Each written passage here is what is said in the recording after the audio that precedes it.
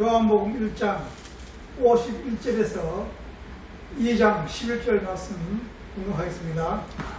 또 이르시되 진실로 진실로 너에게 이르노니 하늘이 열리고 하나님의 사자들이 인자 위에 오랑내락하는 것을 보리라 하시니라. 사흘 때 되던 날 갈릴리 가나에 포도가 있어 예수의 어머니도 거기 계시고 예수의 뜻이 듣고 원래의 작품을 받았더니 포도주가 떨어진지라. 예수의 어머니가 예수에게 이르되 저들에게 포도주가 없다 하니 예수께서 이르시되 여자여 나와 무슨 상관이 있나이까? 내 때가 아직 이르지 아니하였나이다. 그의 어머니가 아이들에게 이르되 너에게 무슨 말을 하든지 그대로 하라 하니라. 거기에 유대인의 결이 적게 따라 두세 통주는 돌 한 마리 6이 들어있는지라. 예수께서 그들에게 이르시되 항아리에 물을 채우라 하신즉 아기까지 채우니 이제는 떠서 연회장에 갖다 주라 하심에 갖다 주었더니 연회장은 물을 때 보여주려 먹고 어디서 났는지 알지 못하되 물도 다인은 알더라. 연회장이 신랑을 불러 말하되 사람마다 먼저 좋은 포도주를 내고 시한 후에 낮은 것을 내거를 그들은 지금까지 좋은 포도주를 두었도다 하니라. 예수께서 이 첫 표적을 갈릴리 가나에서 행하여 그의 영광을 나타내시며 제자들이 그를 믿으니라. 아멘. 이 요한복음에는 크게 두 가지로 둘로 나눌 수 있습니다. 첫째는 요한복음 2장 1절에서 12장 30절까지는 표적에 대해서 말씀하고 있습니다. 그리고 두 번째는 요한복음 13장 1절에서부터 20장 31절까지는 하나님의 영광에 대해서 말씀하고 있습니다.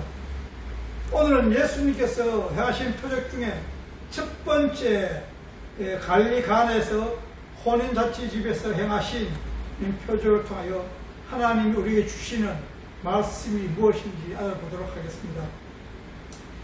요한복음에만 등장하고 있는 이 표적이라는 단어는 세미니온이라는 단어입니다.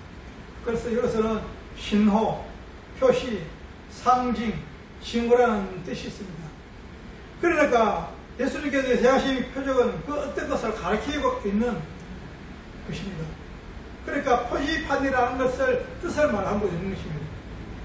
무엇을 예수님께서 무엇을 가르치기 위해서 하신 표지판이라고 우리는 생각할 수 있는 것입니다. 그래서 예수님께서 일으키시는 또 표지판, 이 세상에 눈에 보이는 것을 가시적어서 우리에게 보이시면서 눈에 보이지 않는 본질, 하나님의 영적인 세계를 설명하고 있는 것입니다. 이 세상에 눈에 보이는 가시적인 것으로 예수님께서 설명하고 있는데 그것은 영적인 것을 설명하고 있다는 것입니다. 그러니까 눈에 보이는 이 세상 것은 모두가 뭡니까? 본질이 아니라는 것입니다. 그래 본질을 설명하기 위해서 쓰여진 것이 이것이 소모품 또는 그림자 이런 것을 또 가짜라는 것을 말씀하고 있는 것입니다. 그러면 우리는 이 표적에 대해서 그것으로만 우리는 판단해서는 안 된다는 것입니다. 그 본질을 깨닫지 못하고 그 본질을 설명하고 있는 표지판 이런 것을 갖고 우리가 그것을 들려내서도 안 되고 그것만 바라보지 않아야 되는 것입니다. 그 뒤에 있는 그것을 설명하고 있는 것이 무엇이냐 우리는 그것을 알아야 된다는 것입니다.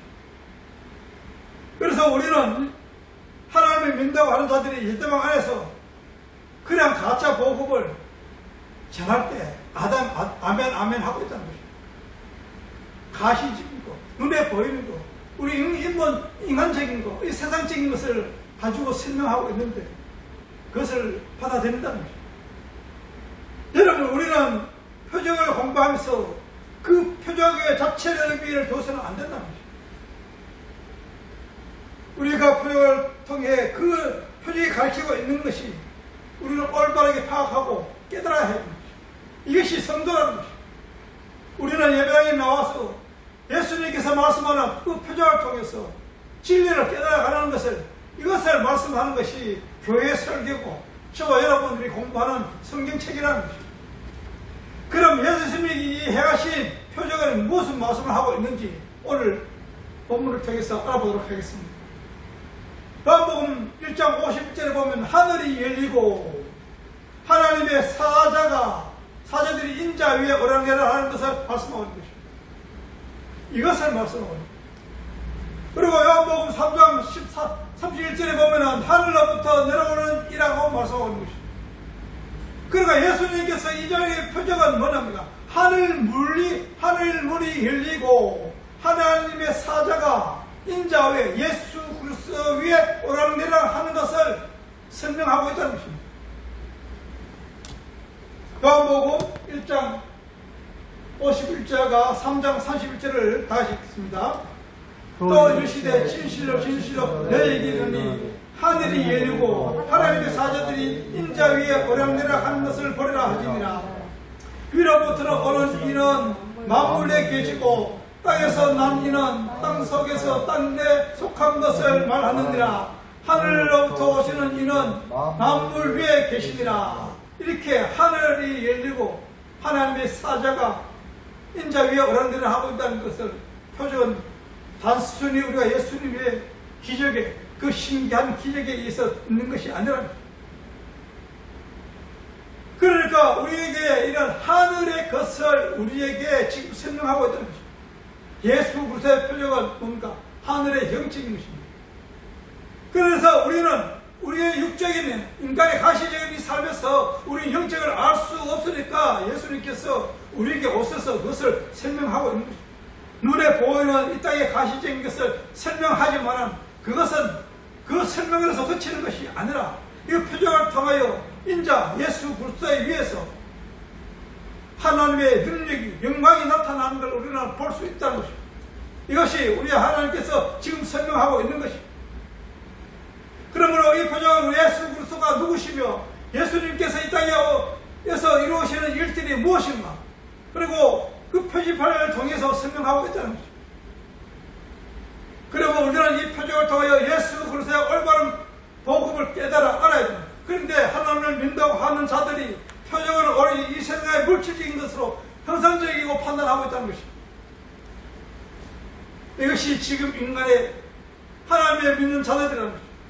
오늘 본문의 2장 1절에 보면은 뜬금없이 사흘째 되던 날 갈리가나에서 혼인잔치가 있다고 말씀하는 것입니다. 사흘째 되던 날 갈리가나에서 혼인잔치가, 오늘 본문에 보면 하나님 하는데 혼인잔치를 올바르게 이해해야 된다는 것입니다. 이 혼인잔치는 무엇입니까? 이 혼인잔치, 가나의 혼인잔치를 사흘째 되는 날, 사흘째 되는 날. 그러면 이 사흘째 되는 날의 의미를 우리는 먼저 알아야 됩니다. 왜 사흘째 되는 날이라고 했는가? 요한복음 1장에 보면 예수님께서 참빛으로 오셔서 요한의 세례를 받으시고 예수님이 거하시는 곳에 제자들을 부르십니다. 그리고 2장에 보면 예수님이 제자를 부르신 후에 사흘째 되던 날 예수님께서 예수님 어머니와 제자들과 함께 갈릴리 가나의 혼인잔치에 청함을 받아서 참여하게 된 것입니다. 사흘째, 예수님께서 제자를 부르신 후 사흘째 되던 날 가나의 혼인잔치가 열렸다는 것입니다. 이렇게 하나님 예수님께서 빛으로 오셔서 제자들을 부르시고 제자들과 함께 혼인잔치에 참여하는 시간이 이 사흘입니다. 성경에는 여러 곳에서 사흘이라는 단어를 쓰고 있는 것입니다. 성경 전체가 사흘이라는 단어라고 해도 과언이 아닌 것입니다. 그럼 이 사흘의 의미가 무엇인지 몇 군데 말씀을 찾아서 알아보도록 하겠습니다. 창세기 22장 3절 4절을 다같이 읽겠습니다. 아브라함이 아침에 일찍 일어나 나귀의 안정을 지우고 두 종과 그 아들 이삭을 데리고 번제에 쓸 나무를 쪼개어 가지고 떠나 아버님이 자기에게 알려주신 곳으로 가더니 제3일에 아버지의 눈을 들어 그곳으로 멀리 바라본지라. 여기에서 본 아브라함이 하나님의 말씀을 듣고 이삭을 하나님께 드리라는 말씀을 받고 명령을 받고 그 제단까지 가는 거리가 사흘이라는 것입니다. 하나님께 아버지, 하나님께서 아브라함에게 이삭을 제사를 드린 곳이 이 사흘길을 걸어갔습니다.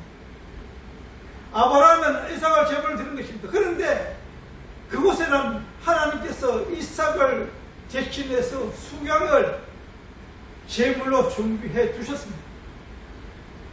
그리고 이삭이 살아나고 대신 수양이 하나님께 제물로 드려진 것입니다. 그리고 욥기 요나서 1장 17절 다 보겠습니다. 여호와께서 이미 큰 물고기를 예비하셨다. 은어를 삼키게 하셨으므로 은어가 밤낮 사이를 물이 뱃속에 있었느니라. 이 말씀, 요나가 하나님의 말씀에 불순종하여 도망가다가 큰 풍랑을 만났습니다. 그런데 그 풍랑을 만났는데 거기서 재미를 뽑아서 요나를 바다에 던지는, 그리고 풍랑이 잔잔했습니다.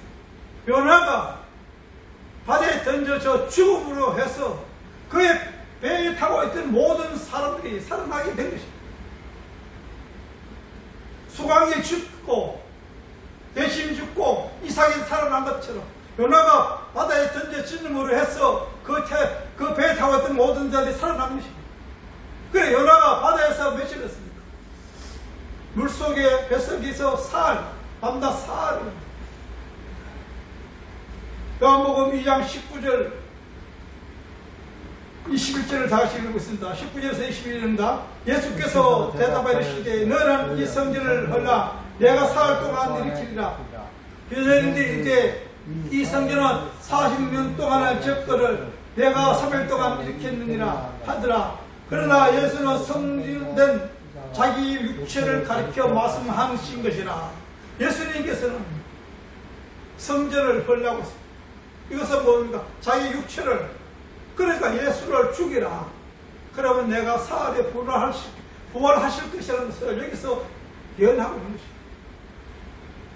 그리고 진짜 예수님께서는 십자가에 죽으시고 사흘 만에 부활하셨습니다. 누가복음 24장 7절입니다. 다 이런다. 이르시되 인자가 죄인의 손에 넘겨져 십자가에 못 박히고 제3일에 다시 살아나라 하라 하셨느니라. 참 성경이신 예수님께서 하나님의 백성들의 죄를 위하여 예수님께서 십자가에 죽으시고 무덤에서 죽음에서 사흘 만에 부활하던 것을 설명하고 있는 것입니다. 이것이 성경에서 이 사흘이라는 것입니다. 여기서만 사흘이 아닌 것입니다. 창세기 1장에 보면은 첫째 날, 둘째 날, 셋째 날에 틀을 만들고 넷째 날, 다섯째, 여섯째 날에 그 틀 위에 생명체를 채우는 것입니다. 그런데 그것이 불순종하지 저주를 받음으로 해서 그것을 품 안으시고 7일 안식에 들어가는 것을 볼 수 있는 것입니다. 그럼 우리는 이 창세기 때부터 시작해가지고 이 사흘을 말씀하고 있는 것입니다. 사흘은 무엇을 말씀하고 있는 것입니까? 죽음에서 부활하는 시간까지의 사흘이라는 것입니다. 우리는 이 사흘을, 우리는 사흘에 대해서 진정히 알아야 됩니다. 그런데 여기 보면 어떤 것이 등장하는 이 사흘이 되는 날, 진정한 사흘의 의미는 뭡니까? 하나님의 계획과 예수 그리스도의 신랑과 성령 하나님의 인도하심, 즉 삼위의 하나님으로부터 택하심을 받은 하나님의 백성들이 죄로 인하여 멸망을 죽을 수밖에 없는 자들인데 거기서 구별되어 선택받고 건져진 그리고 구원받은 것을 나타내는 것입니다. 그것을 사흘로 기록하고 있는 것입니다. 하나님의 구원의 복음을 말씀하고 있는 것입니다. 그러니까 이 사흘은 모두 삼위의 하나님을 통하여 우리에게 주어지는 구원을 말씀하고 있는 것입니다. 그 삶을 예수님께서 이 땅에 오셔서 십자가에 죽으시고 사흘의 죽음에서 부활하신 것을 보여주신 것입니다. 예수님께서 하나님의 백성인 제자들에게 부르시고 사흘째 되던 날 제자들과 함께 혼인잔치에 참여한 것은 그들이 저주에 받아 죽어야 할 제자들을 부르시고 그 세상 사람들 중에서 어떤 자를 택하시고 부르시고 그 사흘째 되던 날 혼인잔치에 참여한 것은 정복잔치를 상징적으로 보여주신 것입니다. 그런데 잔치에 물이 익을 때 포도주가 떨어지자 예수님의 어머니 마리아가 예수께 버릴 것 없다 하니 예수님께서 마리아에게 무엇을 하고 있습니까? 여자여 나와 무슨 상관이 있나이까 하십니다. 이렇게 예수님께서 어머니 마리아에게 여자야 하는 말씀은 우리가 생각했을 때는 무례하기도 하고 매정할 수도 있는 것입니다. 그런데 예수님께서 다른 곳에서도 어머니 마리아 여자를 부른 것을 볼 수가 있는 것입니다. 요한복음 19장 26절에서 27절입니다. 다 같이 보겠습니다. 예수께서 제자의 어머니와 사랑하는 제자가 곁에서 있는 것을 보시고 자기 어머니께 말하실 때 제자여 보소서 아들이다 하시고 또 그 제자에게 이르시되 보라 내 어머니이신데 그때부터 제자들이 자기 집에 모시니라. 여기서도 예수님께서 어머니 마리아에게 여자여 보소서 아들이라고 말씀합니다. 육신적으로 아들인 것입니다. 어머니인 것입니다. 이렇게 예수님께서 어머니를 여자라고 부르신 것은 예수님께서 요한에게 세례를 받으신 후부터 시작된 것입니다. 예수님께서 요한 세례 요한에게 세례를 받으신 후 공생애가 시작된 것입니다. 그 공생을 나서 예수 그리스도의 오심을 나타내고 복음 전파가 시작되었던 것입니다. 그래서 예수님의 어머니를 여자라고 부르는 것입니다. 여자는 성경에서 무엇을 상징합니까? 교회를 상징하고, 성경에서는 여자는 어머니 마리아를 교회로 상징하고, 교회의 여자인 마리아는 무엇을 상징합니까? 예수님의 제자들을 대표하는 것입니다. 예수님의 제자들은 무엇을 대표하는 것입니까? 하나님을 택한 백성들을 대표하고 있는 것입니다. 그리고 예수님께서는 어머니 마리아에게 포도주가 없다는 걸 얻고 예수님께서 여자야 나와 무슨 상관이 있나이까 하겠습니다. 이 말씀은 어떤 보기에는 예수님께서 포도주를 만드시지 않겠다는 것도 생각할 수가 있는 것입니다. 그런데 예수님께서는 그 때가 지났고 한참 뒤에 예수님께서는 포도주를 만드는 걸 볼 수 있는 것입니다. 그런데 여기서 옛때라는 것은 그런데 그 내 때가 아직 이르지 않았다고 말씀하고 있는 것입니다. 요한복음 한번 더 봅시다. 요한복음 7장 2절에서 7절을 다 같이 한번 보겠습니다. 유대인의 명절인 초막절에 가까운지라 그 현녀들이 예수께 이르시되 당신이 행하신 일을 제자들도 보게 여기기를 떠나 유다로 가소서. 스스로 나타내기를 구하면서 무셔서 일하는 사람이 없나니 이 일을 행하라 하거든 자신을 세상에 나타내 보이소서 하니리.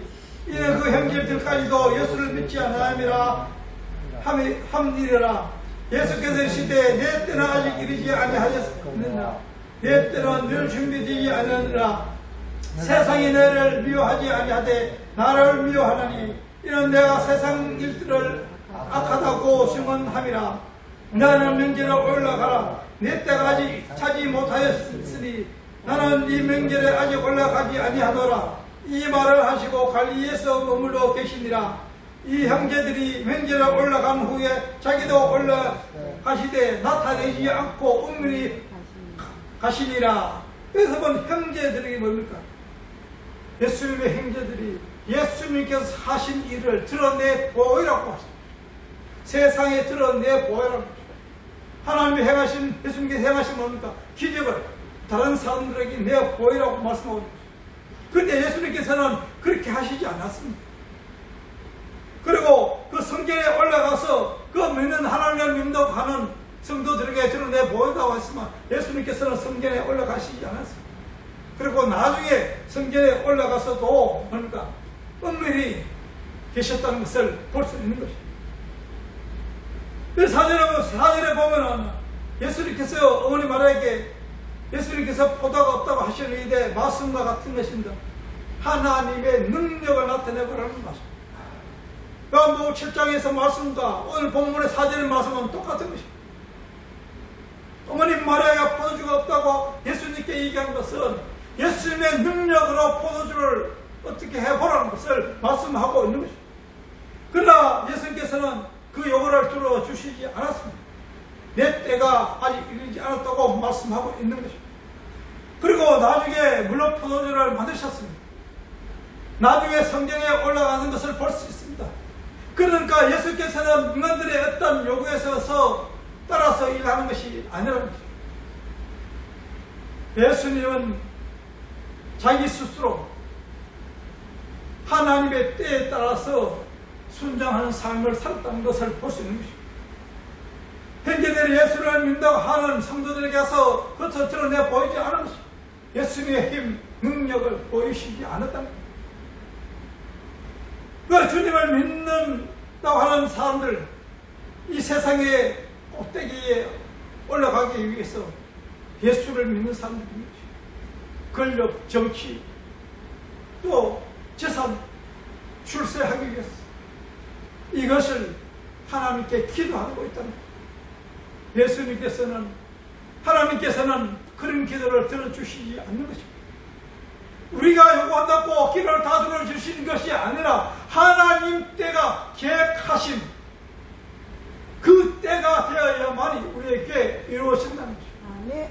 그러면 우리의 방법대로, 우리의 생각대로, 우리의 예수를 믿는 것이 아니라 우리는 하나님의 계획하심 속에, 역사하심 속에 나아가는 자가 되어야 된다는 것입니다. 내 뜻을 이루는 것이 아니라 하나님의 뜻을 이루기 위해서 우리는 살아가야 된다는 것입니다. 그런데 누가 하나님의 어머니 마리아에게 했습니다. 예수님의 형제들의 똑같은 말씀을 하고 있는 것입니다. 그런데 누구와 그것을 말씀하고 있습니다. 형제들이 예수님의 능력을 나타내라는 것과 마리아가 예수님께 능력을 나타내 보이라는 이 말을 누군가가 하고 있다는 것입니다. 그게 누굽니까? 마귀라는 것입니다. 마귀가 예수님께 그것을 나타내 보라고 하는 것을 볼 수 있습니다. 예수님께서 40일 동안 금식기도를 하신 후에 성령 하나님께서 이끌려서 마귀에게 갔습니다. 그때 뭐였습니까? 마귀가 예수님께 뭔가 똑같은 요구를 하고 있는 것입니다. 요한복음 4장 1절에서 14절에 보면 마귀가 예수님께서 뭔가 돌로 떡을 만들어 먹으라고 하고 있습니다. 모든 권세와 영광을 내게 주겠다고 말씀하고 있는 것입니다. 성경 꼭대기에서 뛰어내라고 하고 있는 것입니다. 예수님께서 내 힘을 보여주라고 말씀하고 있는 것입니다. 이 마귀가 하나님의 영광을 보이라고, 예수님의 힘을 드러내 보이라고, 내가 증명하보라는 것입니다. 그리고 어머니가 예수님께서 뭡니까? 메시아로 인정하겠다는 것. 내가 성경에서 뛰어내려 떡을 만들어 먹어 내게 큰절을 하라. 이 모든 것이 무엇입니까? 예수님의 근능을 나타내 드러내 보이라고 말씀하고 있는 것입니다. 이 마귀들이. 근데 이것도 세 번인 것입니다. 여기서 죽음에서, 죄악에서 그 심판을 이기는 자가 예수님입니다. 마귀의 시험을 이겼습니다. 뭐라고 말씀했습니까? 말씀으로 이긴 것입니다. 그러니까 아담에는 선악과의 시험을 실패하였지만 둘째 아담으로서는 예수 그리스도께서는 이 마귀의 세 가지 시험을 승리하셨습니다. 그래서 예수는 물론 포도주를 만지셔서 내 증명해 보라는 마리아의 요구에 뭔가 여자여 나와 무슨 상관이 있나이까 하고 말씀하고 있는 것입니다. 여러분은 예수를 믿는 이유가 무엇입니까? 혹시 예수를 믿고 예수님으로부터 자신에게 자기 인생의 복, 세상적인 복, 그것을 내어 기뻐하는 포도주를 얻어내기 위해서 예수를 믿는 것이 아닙니까? 만일 그런 사람이 있다면 예수님과 똑같이 그들에게 대답할 것입니다. 얘야, 나와 무슨 상관이 있느냐? 이렇게 대답할 것입니다. 예수님은 우리의 소원을 들어주고 우리를 부귀영화를 위하여 오신 분이 아니십니다. 예수께서는 이 세상에 죄 때문에 오신 분이십니다. 여러분의 죄가 무엇이라고 생각하십니까? 죄가 있어야 할 자리가, 죄는 있어야 할 자리에 있는 것이 있지 않는 것이 죄인 것입니다. 그래서 하나님을 떠난 우리 죄인들은 회복시키기 위해서 예수님께서 오신 것입니다. 하나님의 백성들은 하나님의 통치권 안에 있어야 되는 것입니다. 그런데 하나님께 불순종하여 하나님을 떠나간 자들, 이 죄인들을 위해서 예수님께서 우리를 찾으셔서 이 땅에 오셨고 우리를 하나님께 인도하시기 위해서 우리에게 오신 것입니다. 그 죄를 담당하시고 우리를 구원해 내시기 위해서 오신 것입니다. 그래서 우리가 죽어야 할 그 십자가에 예수님께서 죽으시고 우리를 구원해 내신 것입니다. 이것이 구원입니다. 하나님의 은혜입니다. 우리의 신앙생활에 있어서 우리는 나이가 어떤 자인가 분명히 깨달아 알아야 됩니다.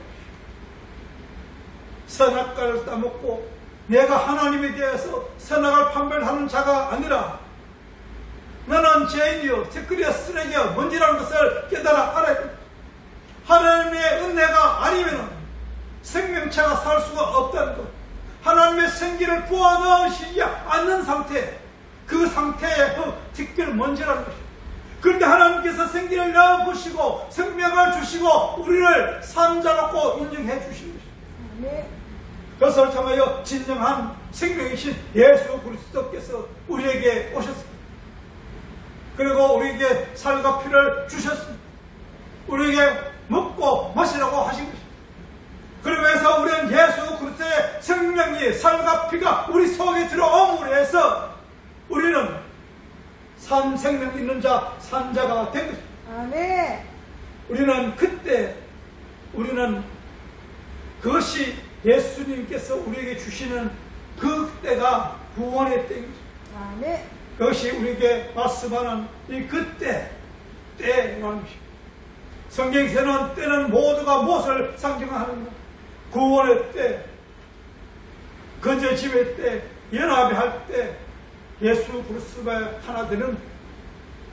그러므로 우리는 예수 그리스도의 안에서 지금 살아가고 있는 것입니다. 우리 삶 속에 일어난 모든 일들이 예수 그리스도 생명으로 오래된 것입니다. 이렇게 예수님의 원의 마리아 행위들에게 보니까 예수를 믿는다고 교회 성도들, 주여 주여 주의 힘을 보여주십시오. 주님에 의해서 나에게 힘을 보여주시고 나로 인하여 하나님께 영광을 돌리게 하겠습니다. 이것은 우리가 할 수 있는 것이 아니죠. 우리가 하나님을 믿는다고 해서 우리가 하나님의 영광을 드러낼 수 있는 자 한 것이 아니라 우리가 생각해야 되고, 하나님의 내 속에서 역사하실 때 하나님의 영광이 드러나는 것입니다. 아멘. 하나님을 믿는다고 해서 나의 행동과 행위와 말과 이것을 해서 하나님의 행위로서 드러낼 수 있는 것이 아니라 우리는 거기서 하나님이 내 속에서 나를 지배하시고 운영하시고 계시면서 역사하실 때 우리는 그때 순종하며 따라가는 삶, 그 삶이 되어야 된다. 마태복음, 누가복음 1장 1절에서 13절에 보면 마귀가 예수님께서 돌로 떡을 만들어 뭐라고 하죠? 근서의 영광이 성전 곳에서 떼어내라고 하는 것이, 그리고 내게 진하라고 하는 것이. 우리는 지금 그런 삶을 살아가고 있지 않습니다.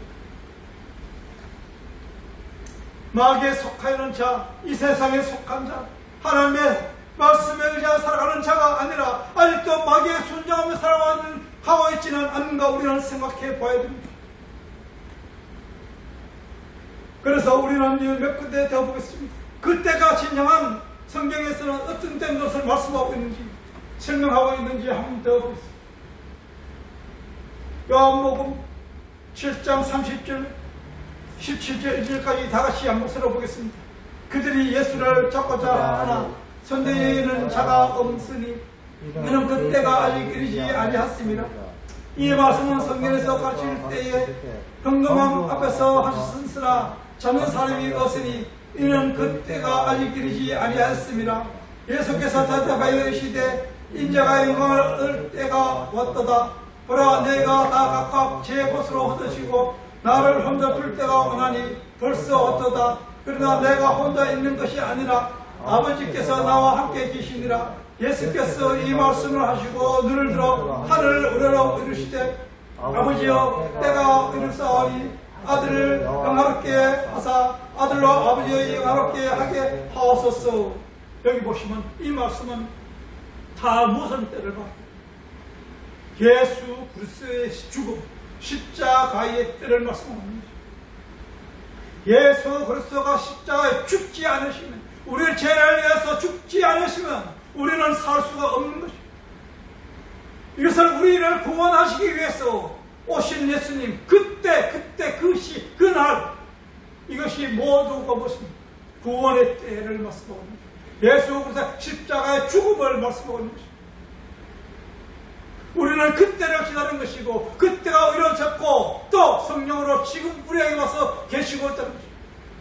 그러나 우리는 뭔가 죽은 자가 아니라 산 자로 하나님께 드리는 예배가 되었습니다. 예수 그리스도께서 죽음을 해서 우리가 살아나오심으로 해서 살아나게 됐고 우리는 산 자로서 하나님께 나아갈 수 있는 자가 되었습니다. 모든 것이 예수 그리스도의 조건입니다. 그래서 이 포도주, 하나님 예수님께서 가나의 해잔치에서 포도주를 만든 것이 무엇입니까? 예수 그리스도의 피, 십자가의 피를 상징하고 있는 것입니다. 우리를 서를 성령하시고 성령으로 우리에게서 지금도 인도하시고 지금 성령으로 우리에게 오셔서 성령에서 예수 그리스도의 십자가 피를 우리에게 뿌리고 있는 것입니다. 그 포도주를 우리에게 채워주시고 있다는 것입니다. 그리고 해서 우리는 산자가 되었고 하나님의 믿는 자가 되었고 하나님의 찾아서 살아갈 수 있는 자가 되었다는 것입니다. 예수께서는 예수를 믿는다고 하는 것은 자기의 목적이 무엇인가 우리는 깨달아야 됩니다. 우리는 세상을 믿는다고 하면 하나님을 믿는다고 해서 하나님을 믿는다고 하면서 하나님을 이행해서 자기의 행복을 추구하는 자들이 되어서는 안 된다는 것입니다. 그런 삶이 우리에게는 있습니다. 왜? 제약된 이 세상에서 육신의 몸을 입고 살아갈 동안 그러나 하나님을 믿는 자고 하면서 그것을 통해서 거기에 감추어진 천국 비밀을 깨달아 알아가는 자들이 되어야 되는 것입니다. 이것이 성도고 그리스도인인 것입니다.